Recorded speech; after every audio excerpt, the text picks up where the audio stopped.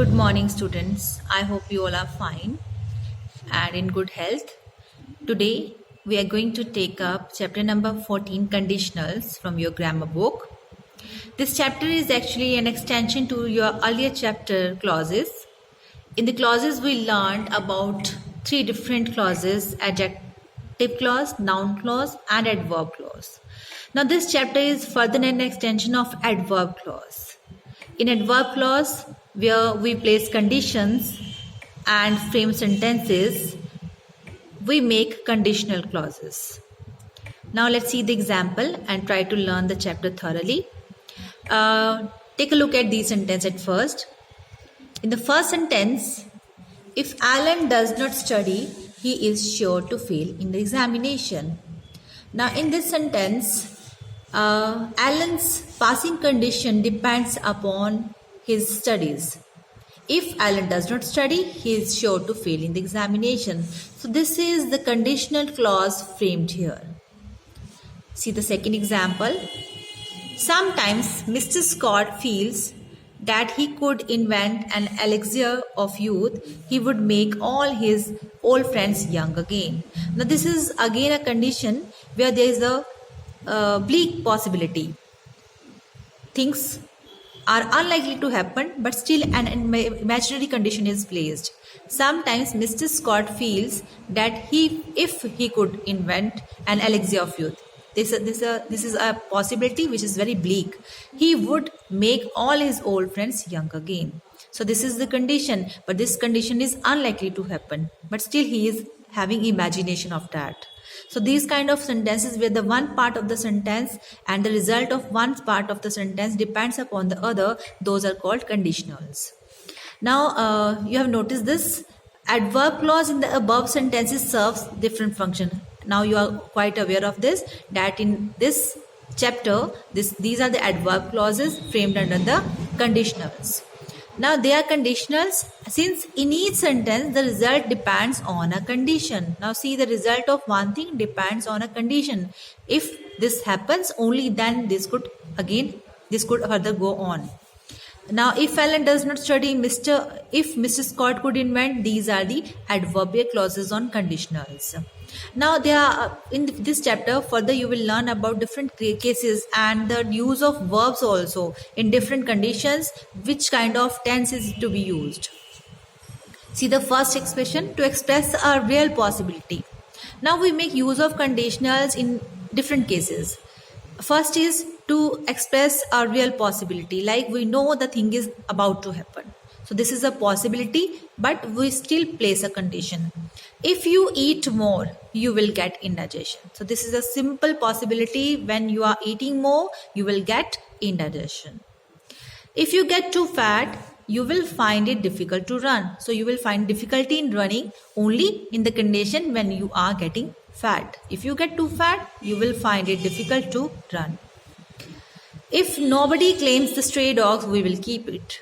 So we will keep dog only on the condition if nobody claims. So this is the condition and this is a real possibility. This is likely to happen. So these are the examples. Again, next example, you may sustain a head injury in the event of an accident if you do not wear a helmet. So this is again a condition. When you are not wearing a helmet, you are about to have a head injury, and this is a possibility. This is a likely possibility. Now in the above sentences, now we will also see the use of verbs according to the construction of the sentence. The verbs in the conditional clauses is in the simple present tense, while the verb in the main clause is in the simple future tense. You can see here where we have used present tense in the one part and future tense in the another part. So this pattern is used to express an action that will or may possibly take place. So there is a possibility, a great possibility. So in this way we form conditional sentences, and in conditional sentences we make use of present tense and future tense where we see possibility. Yes. Now next case. To refer to a situation that is generally true or happens often. Now this is the situation where things generally happen. So this is a habitual action or a universal thing. See the example. If you switch off the light, the room becomes dark. So this is a general truth. This is a general truth. When you are switching off the light, the room will automatically become dark. So this is the general truth, and here we make use of sentence on conditions. Next is, the water boils if you heat it to 100 degrees centigrade. So this is again a true statement, where you see water boils. Water boils if you heat it to 100 degree centigrade. If the children are given good food, they will grow well. So the children will grow well only on the condition when they will be given good food. So this is again likely to happen. This is a general truth, and it is a habitual way. So in this way we form the sentences on conditions. If you are early at theatre, you will have a choice of seats. Again a condition, but generally and likely to happen. In the above sentences, the simple present tense is used for the verbs in the main clause as well as for the verbs in the condition clause. In these kind of sentences, we do have present tense in both the cases, in the main clause as well as on the conditional clause. You see, switch off becomes boils, heat, are given, will grow. In certain cases, we also make use of future, but likely to make present tense in the both cases. Now see the next. Now let's see the third case. To refer to a situation that is unlikely to happen or one that is not true. So that means one thing that is unlikely to happen, that is all imagination. See the example. What would our world be like if dinosaurs still roamed the earth? So this is all our imagination. We see a condition where if dinosaurs still roamed the earth, what would our world be like? So this is a condition about, this is a thought about imaginary thing which is unlikely to happen, but still we think about that and we frame sentences on a condition. Next example. If he would grow wings and fly, he would visit America every week. So this is again a condition where there are the things unlikely to happen, and it's all our imagination. Now you see the use of tenses also here.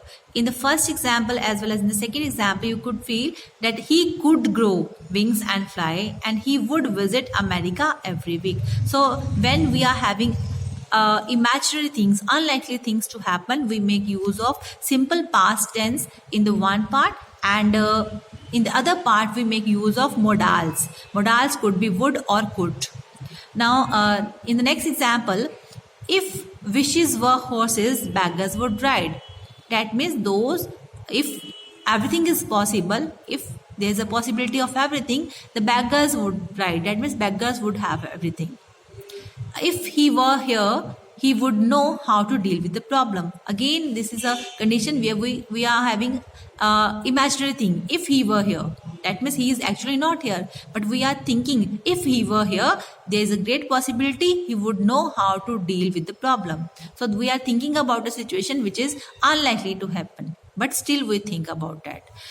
Here the verb in the main clause is in the simple past tense, and the finite verb in the conditional clause includes the modal would. So we can see we make use of past tense with would in this kind of sentences, which is used to refer to an unreal situation. We need to highlight this unreal situation.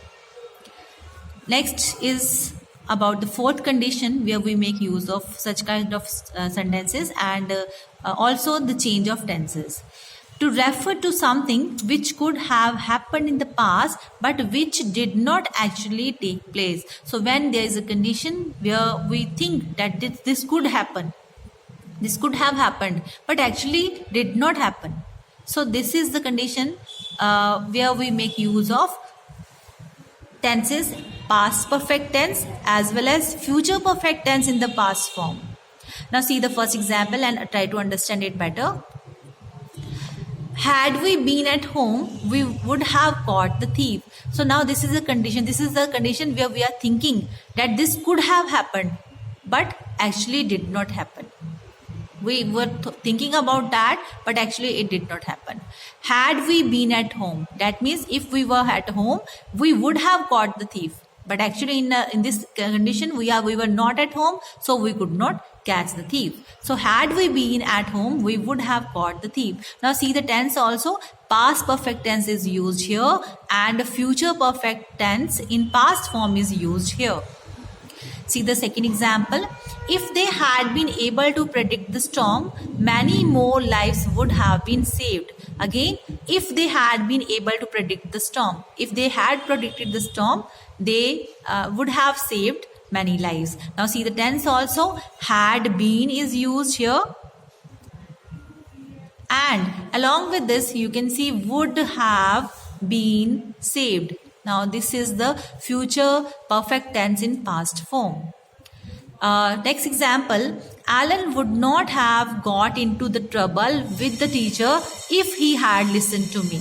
Again, condition is if he had listened to me, he would not have got into the trouble. So this is a condition, and this could have been, Alan would not have been in trouble if he had listened to the teacher. So this was a great possibility, but actually it could not happen. I would have been more sympathetic had I known his situation. That means if I had known the situation, I would have been more sympathetic. But I was not aware of this, so I was not sympathetic. So this is the condition. So here, the verb in the conditional clause is in the past perfect tense, while the tense of the verb in the main clause is future perfect in the past form. Now, such use stresses. Why do we make use of this? So to stress that the situation referring to was possible in the past but did not take place then.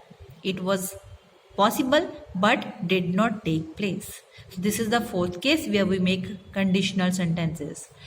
So in this chapter, students, you learned about the conditional sentences. That conditional sentences are adverb clauses which are used in the following way. So there are the four ways to express a real possibility. Here we make use of present tense and future tense. B part is to refer to situation that is generally true or happen or often. That means this is general truth where we make use of present tense in the both clauses. C part, to refer to situation that is unlikely to happen or one that is not true. Here we make use of simple past tense with a modal would or could in the other part.